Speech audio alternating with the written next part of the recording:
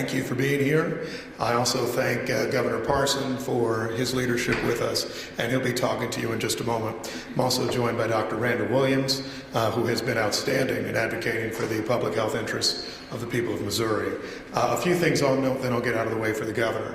One, we have had productive conversations, frankly, with his staff almost daily since this crisis began.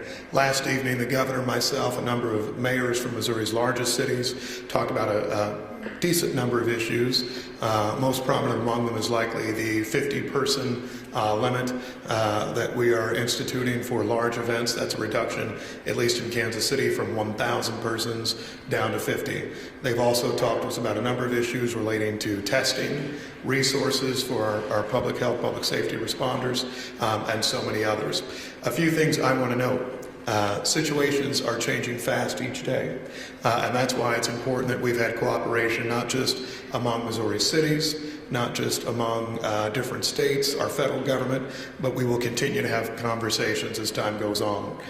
There are some people who ask me questions sometimes that include this question of, well, you just said 2 days ago this, why has it changed? Well, frankly, we're listening to the science, we're listening to our medical professionals. I know the governor and I are both not scientists, that's why we trust people like Dr. Williams and Dr. Rex Archer here in Kansas City. I will note one other fact for you this morning. We were able to have a conversation that the governor was sent her for, and we appreciate it. The police chief was present, our fire chief, Donna Mays, our director of neighborhoods and housing services, John Wood, because there's lots of questions relating to our homeless population and so many others, and our director of EMS services, Dr. Erica Carney, talking about our public safety response. We continue to be in contact with our schools and businesses. I will have more for that after, but the governor's on a tight schedule, so we will have him speak and Dr. Williams answer any questions for you. Governor. Mayor, thank you very much. It's always good to be in Kansas City. We're going to be traveling around the state the next couple of days to a lot of the cities to really take and make sure we're communications. We're doing everything from the state level to be able to communicate with the mayors and the communities around the state. That's very important to me, especially with this situation that none of us has ever been through this before with the coronavirus, and communications is critical to make sure that we're on the same page of decisions we're making as much as we can be, and then that we're really out there providing the services we need for the people of the state of Missouri. And I think that's important for me to be out as governor of the state, to be working with it. I can't tell you, express enough how much the mayors, the county commissioners across the state, emergency personnel have been to the table that we're trying to communicate with. Every week, shortly after this press conference, I'll be talking to the Vice President to an update he's doing for the governors every week, that we're on a phone call with him. That's a lengthy conversation normally about what's going on the federal level. The other thing, we are now having a phone call to Missouri county commissioners, emergency personnel, mayors. That's somewhere over 1,000 each Tuesday when we're on those, and again with our separate meetings to have. The number one issue that we know are on people's minds is the testing process of that, that we think there'll be some significant changes to that in probably the next couple of weeks. I think we will be in the category where we can do thousands upon thousands of tests a day, that we're going to be able to do that. I think it's important to know that these are, every day is a challenge, so to a certain degree, of what happens differently. And we have to adapt to that every day. That's why the communication line was so important, why the meeting's there. And really to make it understand, it's just not the person that maybe has the virus, but it's the people that's going to be affected by that. Emergency personnel, EMTs, police officers, and all the people that can be affected by that. Again, I think those are priorities of ours in the state right now. Those are the two issues we hear the most of. We're also on the PPE equipment, to making sure we get that out. We'll be able to do that. That was part of the executive order I signed, is to speed that process up. If we need to waive some regulations, we need to be able to do some differently on the law, we will, to be able to make sure we get that to the local levels as soon as we can. With the emergency declaration I did last week, that frees up a little over $7 million that we'll have access to in the state, along with the $13 million that we know will be coming from the federal levels, to be able to utilize that to help with the local levels and make sure that gets distributed around the state. I think it's also important that at the end of the day, people are going to have to take some responsibility on their own. Government's not going to be able to fix all this. We're going to be there to do everything we can possibly to help the people of this state, but at some point, there's going to have to be some common sense used here, and there's going to have to be some personal responsibility of how we deal with this issue. So the good news for the time being is I think help's on the way. I think you're going to be able to see a lot more in the testing side of it that's going to be a little reassuring for the people of this state. I think you'll also see mobile testing sites that will be coming up from different areas around the state, so the people that maybe has a little more trouble having access to health care, that we're going to provide that, be able to have that screening for them wherever they might preside. So I think that's something important with that. So with that, I think I'll just open it up for a few questions. Dr. Williams is here to answer any questions that you might have any of the testing portions of it or thing. I'll give you a little update on the state level. As of today, when I left Jeff City, there was we've done 170 tests in the state at this point. There has been 6 positive. There was 1 that come in early this morning in southwest Missouri. We are still in the process of those notifications and getting that, but the 6 out of that 176 have tested positive at this point that will do that. Or presumptive positive, I guess I'll be careful, I'll let Dr. Williams clarify that. We still have some presumptive positive going through CDC, but now we have the authority to call them positive ourselves in state. But I think the bottom line, most of it's going to be positive. The 6 will be positive on that. So with that, you want to open up questions, Kelly? Sure. Governor, what? Go ahead, Mike. Governor, are you going to recommend or order a limit of 50 persons in restaurants and bars throughout the state? At this point, we are taking the recommendations of the CDC. The CDC has exempted schools, higher learning facilities, and businesses. I think at this point, what we did yesterday is we are recommending that no more than 50 people be together at a facility. Again, it's going to take some of the private sector is going to have to step up and say, are they going to follow that or are they not? But at this point, it's not a mandate, it is a recommendation. Can you restate the situation on the number of available tests and what's coming? I'm sorry on the question. Governor, can you restate the availability of tests in the state right now and what is on the way?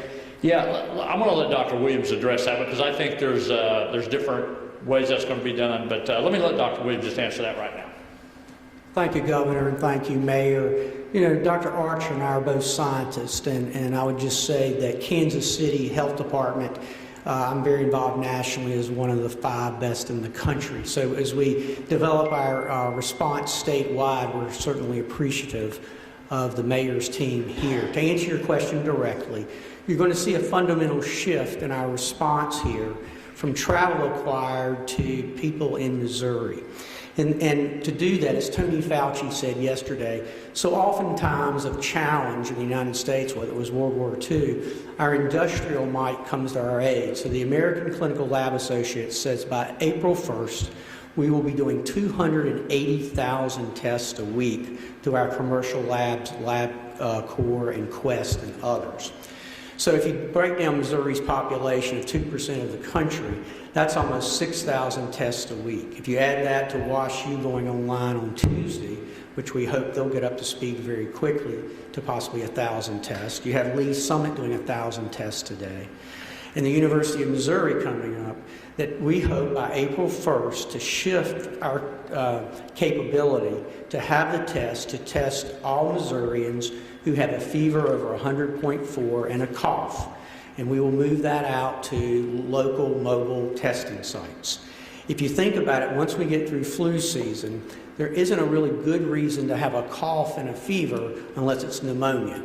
And so our strategy is really based on 3 things going forward. And that is that if you have a cough and a fever, we want you to call a provider and let us know. And we want you to self-isolate. And we will get you tested, and we think that's going to be critical to keeping us ahead of COVID-19 while we are now in Missouri. The CDC has already updated its testing guidelines. Are you concerned that if we're only updating by April 1st that we will be undercounting for the next 2 weeks? Well, again, we have to save our test in the next 2 weeks for those who are most critically ill. For the state lab, we have the most stringent criteria. As you know, for commercial labs, they don't have criteria. That's between the provider and the patient.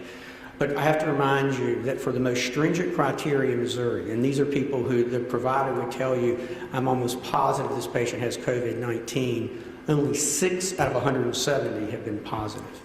So until we get on board for the next 10 days or so, we'll still follow our criteria. But our goal is by April 1st to shift those criteria to make it more statewide than travel related. Governor, what conversations, if any, have you all had with the White House regarding possible curfew? I didn't hear the last part. I heard you say What conversations have you all had with the White House regarding a possible curfew? we have not had any conversation with the White House about curfews at this point. Okay. We'll be talking to the Vice President later today. You know, really the main thing I think when we're talking, the conversation between me and the Vice President have basically been one on the testing, what are they doing on the national level to get the product out, and what are they going to be doing on the state levels to help us financially, and what are we going to be able to do. I think it's important to realize this changes daily. So anything I could be sitting here telling you today, after I have this phone call today, could change, and it's important to me. And can you discuss a little bit how, like, for you, how have you grappled with, I'm sure you've heard from business owners, from community members, from church leaders about weighing, the public moving on and keeping business going and things like that versus, having to keep public safety. Tell me how you've grappled with those things yourself as the governor. Those are tough decisions. I'm a former business owner, and I know that's going to have an effect on the economy when you start talking about these things. I think it's important, but at the same time, you're going to need grocery stores are going to need to be open, pharmacies are going to need to be open, essentials are going to need to be there. But it's a tough decision when I think of so many businesses out there, whether it be restaurants, whether it be in the entertainment side, whether it be tourism, it's going to have an effect. But again, I think the public safety has to be the top priority here of everything.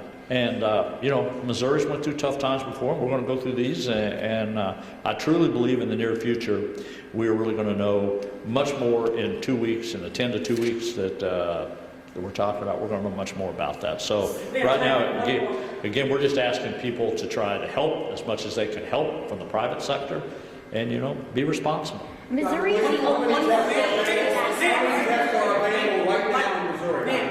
How many tests are available to you and health departments around this state? How many tests right now? No more are coming, but how many now? We'll take your question next, and that will be it. We have the capacity in our state lab to do 1,600 a week now. We have the capacity out of Lee Summit to do 1,000 a day. WashU has the capacity to do 50 a day starting on Tuesday. 50, but that will ramp up very quickly. And all they were waiting for was a positive sample to run their controls on, and we gave that to them, and they immediately got going the next day. So it's very much a cooperation with our partners.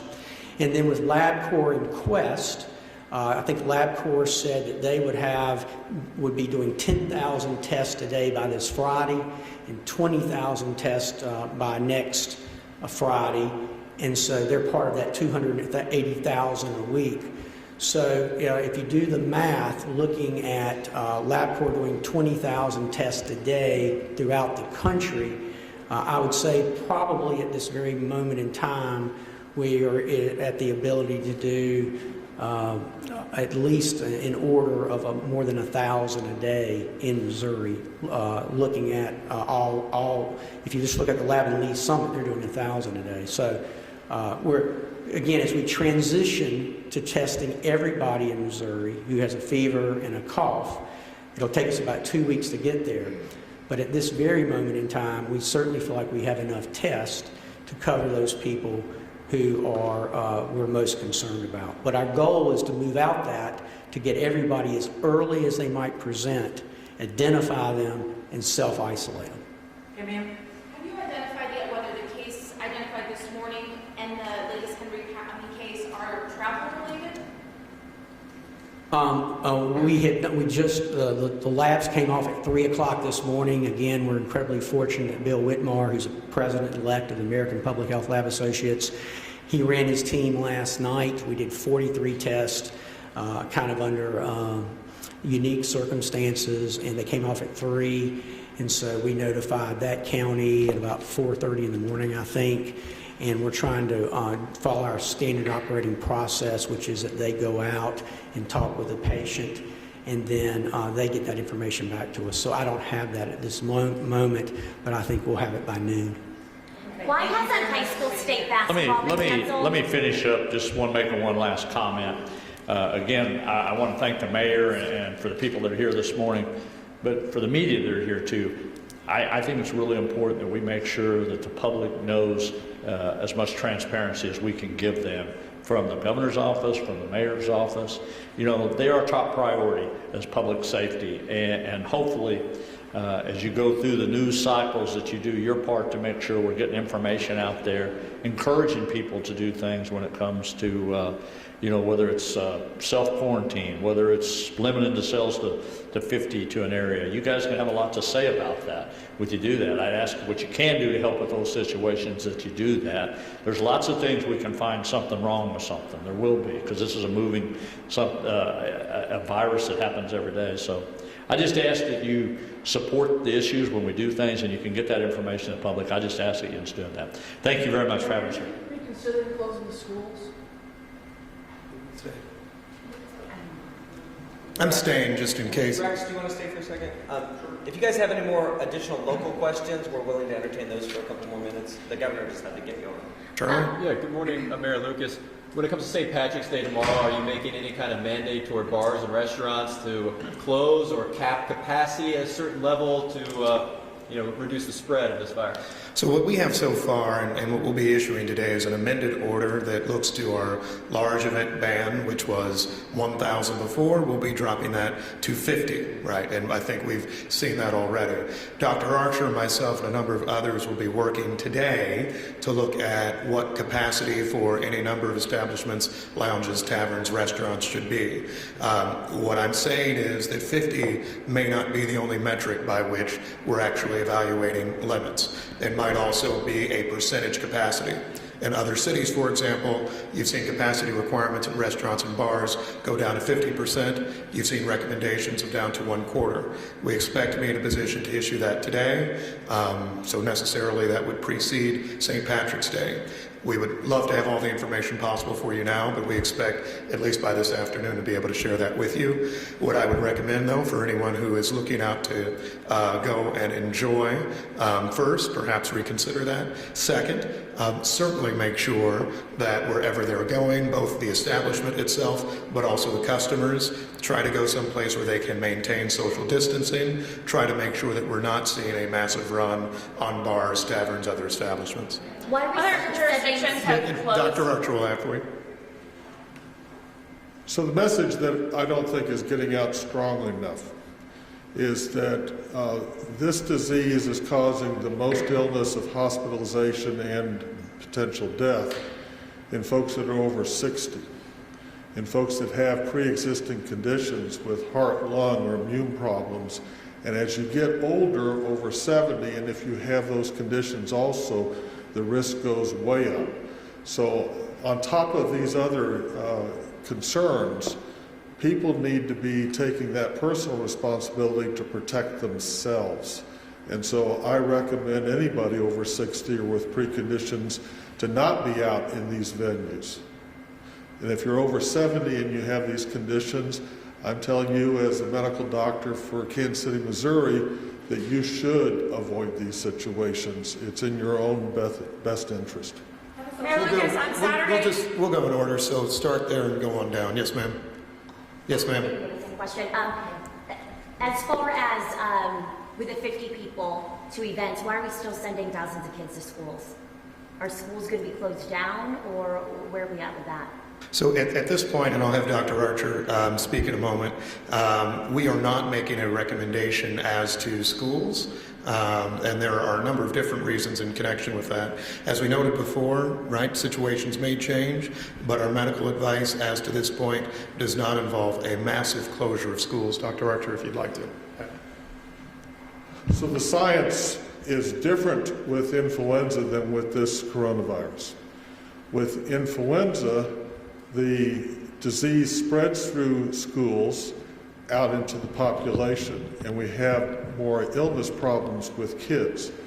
we're seeing very few kids under 19 get this disease at all, and they apparently are not shedding the virus at a level that it's very contagious. Closing schools has all kinds of other negative implications. Teen pregnancy rates often go up. Violence can go up. Kids aren't then learning. We have like 90% of our kids in one school district in the city that are on free and reduced school lunch and are taking backpacks home over the weekend. Feeding kids is important. Folks that don't have access to child care, now are they going to take off work to watch their child at home, or are we going to end up shifting those kids into overcrowded child care settings? So we really need to get past what I would almost call a mass hysteria of some of these decisions and think through what are the positives and negatives of this. Now, each school district can independently make these decisions. We have asked the governor and DESE to be thinking about, let's not penalize schools for dropping in attendance. And the other part is, any parent who is concerned can keep their kids home. So you already voluntarily have a way to protect your kids if you're concerned about this without closing the school and creating hardships for everybody else. So that's my position right now. The CDC does not recommend school closure at all. Let's keep going. Charlie, we got you. John, are you good? Allie? I'm going to try and jam two questions into one, so bear with me. Mayor Lucas, on Saturday you were still advocating eating at local restaurants. Yesterday you were reacting to an Uber driver's dispatch from Westport that social distancing wasn't really happening. We've got schools recommended to be closed in Kansas, but not in Missouri. Some jurisdictions are shuttering bars and restaurants entirely. Are you at all confused that the patchwork of messages from local authorities and authorities across the country might be confusing people as to what they should be doing to react to this virus? Short answer is yes, actually. I think the longer answer is that's why we have opportunities like this to try to visit with you. A few things that actually the governor noted that I think are important. One, we listen to science. We're listening to recommendations from our health directors and others. If Dr. Archer's advice today is that we do not need to close schools in Kansas City, then I'm going to listen to it and not substitute just either crowds, Twitter, anything else to give me some form of direction. If that changes, then I think our recommendation will change. Simple as that. I think the second point is this. We're trying to make sure, while we balance, that we continue to support the functioning of our society, our economy, etc. In our meeting earlier today, for example, we had the Director of Neighborhoods and Housing Services in the meeting with the governor and our health professionals, etc. There's a very simple reason for that. It is because we have incredible impacts to our homeless population. We have folks that are going out of work now. We've had a number of businesses in Kansas City close already in response to this crisis. We understand that there is an ongoing challenge in connection with it. So every step that we take is one that is going to be based upon medical professional advice, not substituting the whims of either crowds or our own viewpoints in those given situations. Shutting down large events last week wasn't just that we looked at what other people were doing, it actually was based on scientific advice. The fact that today in Kansas City folks can still go to a restaurant with 10 people in it is based upon our scientific advice and recommendations in connection with it. And frankly, we try to communicate as much as possible with the state, with other jurisdictions, both in western Missouri and Kansas, and our federal government to make sure that we can be as consistent as possible. But I will say this, somewhat unabashedly, Kansas City, Missouri will take the best advice that we can in making notifications as to what we need to do. We're the first community in this region to create a threshold at the number of 50. Today we will evaluate whether we'd like to look at capacity limits and reduction in capacity by a basis of percentage. We will take those steps even if other jurisdictions do not. The reason we will take those steps is because it's based on solid medical and scientific advice, and we'll continue to do that throughout this crisis. And to the extent that our advice may shift from Monday versus what you heard on Saturday or even last week. I understand there is some concern. A week ago, we were going to have a Big 12 tournament played in Kansas City. That ultimately did not happen. This is a fluid situation. We understand that, and that's why we will try to take as many opportunities, I know Dr. Archer does this as well, to speak to the public about where we are and what it's based on. But if there's someone out there who has a question about why we do what we do, the answer is a very simple one. It's to keep the community safe in as many situations as possible. And keeping the community safe means listening to solid, sound, scientific recommendations and instituting those. It does not simply mean throwing out any order that we've seen anywhere in the world or in our country and just saying everyone must live with it. I think that's largely what we just heard in the answer as it relates to schools. John. Mr. Mayor, we have hundreds, if not thousands, of workers in this city in the hospitality industry who may face 8 weeks of lost income based on restrictions being imposed or individual decisions on businesses. What do you tell those folks, if anything, and would you be willing to lobby on their behalf to the federal government for direct aid to make up for lost income? Well, that's one of the easiest questions I've had in a while. So absolutely, yes, I'd be willing to lobby to the federal government on direct aid to make up for lost income. I think we're going to have to take more concrete steps. I'll say this first. There are lots of people who have already been impacted by the spread of this pandemic, and lots of people have been impacted in Kansas City as a result of it. I've talked to workers who have lost jobs. I've talked to business owners who have elected to shutter their businesses. And I'll say this as something that's even more important. Some of them will be able to bounce back. For some of us, if we took 6 weeks off, even as mayor, right, we'd come back, we'd have our job, that sort of thing. There are other businesses that it will not be that easy. There are families that will have to make very difficult choices about what bills to pay, and that is something that weighs on all of us before these decisions are made. Frankly, I think this is why we listen to our advice fairly clearly and don't just respond to cries to say, do this or do that.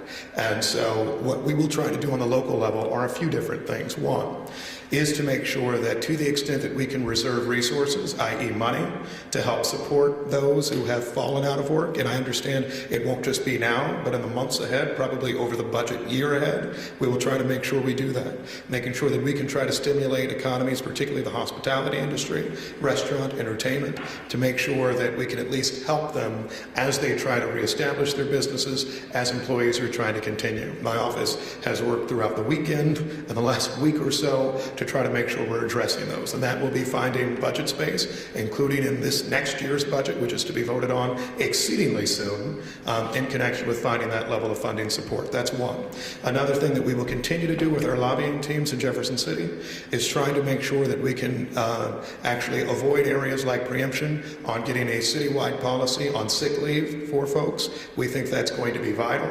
And frankly, we think it's a time that we get past kind of political divisions and how we're looking to support the welfare of people in our city. And so that's going to be another important step. And then finally, there is this.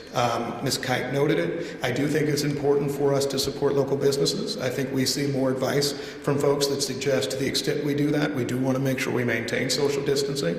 That's something that I've looked to maintain throughout this crisis, one that I've done over the past days. That's something I'll continue to do, but to the extent you're ordering out, to the extent that you're doing any other type of business, making sure that you're supporting local, the folks that need to survive. While it's interesting to all stand in the line for toilet paper at Costco, there are lots of local businesses in Kansas City that need your support as well. And so I would encourage anyone to make sure they're taking those steps.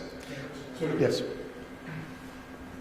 So on this issue of sick leave that the mayor mentioned, a couple of years ago, myself and another staff member of the health department published an article on health security on the fact that we don't, as a nation, have sick leave, where almost every other developed nation does.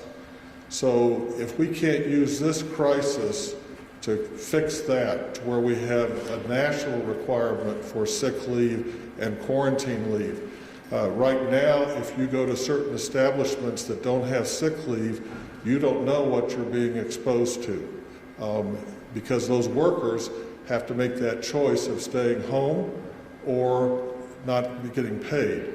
And that we shouldn't be doing in a country with our resources. And Mr. Mayor, I just want to make sure I heard you correctly that you will look for ways to provide local assistance Yes. to displaced workers and businesses? Yes, I will note. So the short answer is yes. Longer answer for that is we will need to find ways to better deploy it. We will need to find ways to make sure we can find that funding, frankly, as soon as possible. And frankly, you have to find a way to actually be fair as you distribute it. There are other markets in the country that have been able to do so thus far. That's something we're looking to evaluate as well. And how do you envision what form that might take? Right now, there are a few different tools that local government often uses. One that I don't think is broad enough to help people that you often see relates to tax breaks or extension of certain tax due dates. That's an option. I think there are other options such as either the waiver in a fair way of fees, licensing fees, etc., that folks are being asked to pay. That's something that we can evaluate. We'll have to adhere as we do so to the Hancock Amendment in Missouri, etc. And so that's the sort of thing we're looking to evaluate yet. I will note we have not finalized what that looks like yet, but that's something that we're trying to explore. City communications. Yes, I have a question from social media of the city of Kansas City, and they want to know why the airport is not making it mandatory for hand sanitizer. I'm going to need you to speak up just a little. Okay, I have a question, and they want to know why is the airport not making it mandatory for hand sanitizing before boarding the planes? And are they still serving snacks without wearing gloves? What's it? Airport hand sanitizer requirements and certain snacks. Snacks without gloves. So I got airport. And hand sanitizer requirements at the airport. Why is there not a requirement for hand sanitizer at the airport? You know what, I will admit to not having full knowledge of that. I understand that the aviation department has shared with us that they have increased their cleaning, there's soap and water available, there is hand sanitizer available. I guess the question gets to the fact that why don't we make every person who gets off a plane immediately hand sanitize? I think, frankly, the aviation department, much like our health department and many others, is looking to advice of our federal partners, but I will be sure to ask that question to our director of aviation, particularly seeing if the FAA itself has issued such a requirement for everyone who's getting off planes. We can take 2 more questions. Any other questions? Lisa? How many tests? Actually, Michael, we'll make sure we get Lisa first. Lisa? How do you enforce the prohibition of events of 50 or more people, and what's the consequence for breaking that prohibition? So a few different areas. One, and we have departments that work with it, both the health department and regulated industries. There are a number of penalties that increase as they crescendo for ordinance violations. We would use the same types of penalties we use in regulated industries for those who are letting in minors without minors, I guess, generally, or those who exceed their occupancy limits already. And so that includes both financial penalties, eventually revocation of licensure, and frankly, other penalties and suspensions as time goes on. Coming up with penalties for those who don't follow city codes and ordinances is actually something we do have some level of experience with. We would look to be doing so and instituting that, frankly, immediately upon passage of any orders, etc. For those who actually do consistently create some sort of concern or not following, we do have the ability to bar the doors of certain events, certain venues, etc. So if somebody tomorrow says, to hell with all of them, I'm going to have the world's biggest St. Patrick's Day celebration come to my whatever establishment, we are able, if learning about that, to actually institute a closure order for that, to shut it down, using all of our different opportunities, both the fire marshal, health department, regulated industries, and the police department. So it would be up Mr. to the Mahoney. business owner to regulate how many people are in their establishment. It's on, the proprietor of the bar or restaurant. So we're able to send in regulators under the authority of the city, usually through regulated industries, to make sure that they are adhering to proper numbers. If we issue an order as to distancing, then we would be able to do that as well. That's just a function of having our workforce go out and do that. And I think our regulated industries department understands that at this time, a resource shift in connection with that is something that they'll be deputized to do. Michael? Dr. Archer, just a small question. How many tests have been conducted in Kansas City, Missouri thus far? How many more tests do you have available? Why? So there is not a restriction on the availability of tests. I want to make that clear. Right now, if they meet the requirements for CDC screening, we can get those submitted. We actually ran a sample up a couple nights ago where we drove it up to the state lab in the evening. The number that we're testing, I'd have to get back with my staff to see because we had some submitted over the weekend, so I don't have that most current number. The important number is that there have been 0 positives at this point. So I want to emphasize that there's 0 positives at this point. Do I believe that there are some folks, and I say some, not a lot, that probably have the virus out in the community right now? Yes. That's why hopefully on April 1, when we can open this up and do other types of screening, we'll be able to move that forward. We are encouraging folks to see their private doctors, calling first if they have cough and fever, so that they can get tested on the private side. But we have no reports yet on the private side of any positive tests for Kansas City, Missouri residents. From here to April 1st, it's a long bridge. A long amount of time. You know, when you heard the State Health Department Director talking about 170 tests that have been done, 6 positives of the highest risk population, so 3.5%.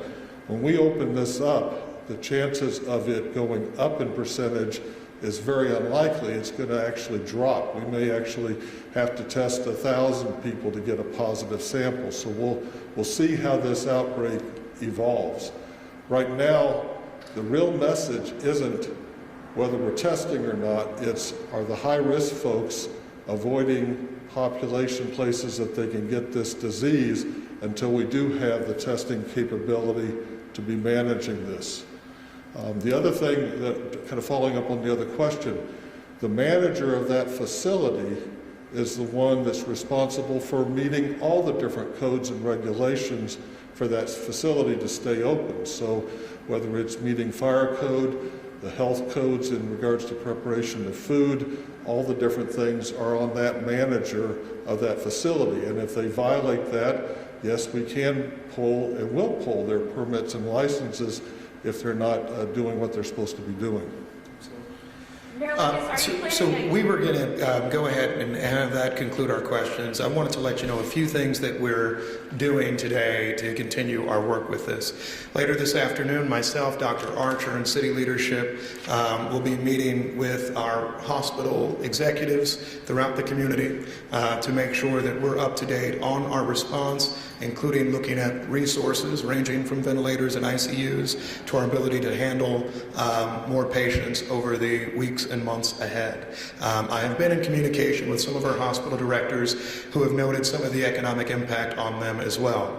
You're seeing a decline in elective surgeries and other procedures at hospitals. What that means is that, of course, revenues that usually come in on the positive side to them are diminishing. That's going to be another economic factor in connection with this over the months ahead. Frankly, some hospitals, particularly your safety net hospitals, having fewer resources to try to address the magnitude of our challenge for us. We're also organizing a call with public school superintendents in Kansas City, Missouri. We have 14 and other school leadership to make sure, to the point that was made before, that we do have some consistency, at least in the direction that we're able to provide day by day. As I noted earlier, we'll have further recommendations as to social distancing requirements in business establishments, restaurants, taverns, etc. And so we will have that to share with you as time goes on. And then the City Council itself of Kansas City will be meeting later today for an update generally with this. We expect more direction on public meetings, public events, boards and commissions, etc. We want to make sure that every part of Kansas City government is being consistent. I'll make this one other point because we did receive a question relating to the economic impact upon a number of communities, particularly communities that struggle. We recognize that this will ultimately and can ultimately have an impact on our homeless population, those in public housing, those who rely on public resources. The public library itself is closing for a measure of time. Those decisions aren't taken lightly. We understand that for a number of people, that's where one gets food, that's where one spends a good portion of their days, and we also need to make sure that as we have lots of folks in our shelters, that we're looking at bed space in our community centers as well. And so, frankly, this is something that we're looking to work through. This is a fluid situation. We understand that money, that resources are going to be a part of it. Throughout all of this, we're using science, our medical professionals, to help give us recommendations of how we can best treat this challenge in our community. So with that, we'll give you further updates as they're warranted, and I thank you for your time.